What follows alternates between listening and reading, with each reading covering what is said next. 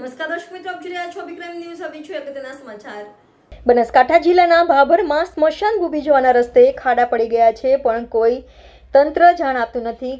જેમાં કયું રાજકારણ છે? શું બધાને આ રસ્તે જવાનું છે કે નહીં? જેમાં સ્મશાનના 200 થી 250 ફૂટના રસ્તા પર જે ત્યાંથી સ્મશાન યાત્રા લઈને નીકળનારને આવા રસ્તેથી નીકળતા બધા લોકોને ભાભર નગરપાલિકા તંત્ર પર સવાલ ઉઠ્યા. જ્યારે સ્મશાન ગેટ પાસેથી લઈને ખાલી 200 ફૂટનો અંદાજથી કાચો રસ્તો છે, જ્યાં ગમે તેમ કરીને જવું પડે. સાદા ભાઈઓ બહેનો બધાને આ રસ્તેથી જવાનું છે, માટે તાત્કાલિક અસરથી સ્મશાનનો રસ્તો બનાવીને ભાભરના દરેક જણોએ આ વાત કરતા આ મેટર દ્વારા ભાભર નગરપાલિકા પ્રમુખ, સદસ્ય કે ચીફ ઓફિસર કે પછી પક્ષના નેતા કે આગેવાનો તેમજ વિપક્ષના નેતા કે આગેવાનો રાજકારણ છોડીને જાગૃત નાગરિક ભાભરના રહીશોના નાતે તાત્કાલિક અસરથી સ્મશાનનો રસ્તો બને, જે ભાભર નગરજનોની માંગ છે.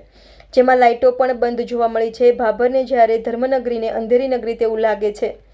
સ્મશાનના રસ્તા તેમજ સ્મશાનના અંધકાર જોવા મળતા લોકોની મીડિયા સમક્ષ રજૂઆત કરવામાં આવે છે. અને આજે હકીકતના વાતાવરણના વિઝ્યુઅલ ભાભર નગરપાલિકા તેમજ તંત્ર આ વાતને તાત્કાલિક અસરથી પાકો રસ્તો બનાવે, જે આવા પવિત્ર કામના સાથી બનો.